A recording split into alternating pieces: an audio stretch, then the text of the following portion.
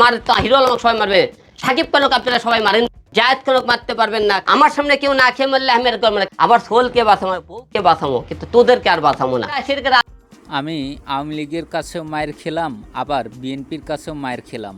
তাহলে আওয়ামী লীগ ও বিএনপির পার্থক্য কী রইল, বললেন হিরো আলম। হিরো আলম আরও বলেন যে আমাকে সবাই মারে, আওয়ামী লীগের মানুষও মারে, আবার বিএনপির মানুষও মারে।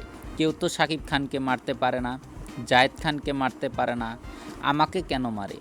আমি বঙ্গবন্ধুর কবর জিয়ারত করতে পারবো না, অথচ তারেক রহমান কিন্তু ঠিকই বঙ্গবন্ধুর কবর জিয়ারত করতে গিয়েছিল।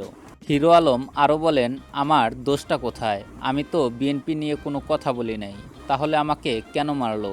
করে দিন আপনারা, বড় বড় কথা তারা দিচ্ছিলেন, বের করে দিন তো আপনারা বড় বড় কথা। হিরো আলমকে মারতে পারবেন না আপনারা, সাকিব খানকে মারতে পারবেন না, জায়েদ খানকে মারতে পারবেন না। কারণ কি জানেন, ওরকে মারার মতো আপনাদের সেই শক্তিটা হয়নি আপনাদের। হিরো আলমকে মারতে পারবেন আপনারা, কারণ হিরো আলম দুর্বল। হিরো আলম রাজনীতি কোনো প্ল্যাটফর্ম এখন তৈরি করেনি, কোনো দলের মুখে রেখে দেয়। আমি সেদিন মারতে গেলে আমি 10 বার আমার কথা অনেকে ভাই আপনারা আদল দেখেন, দল বললে কেন করে? আরে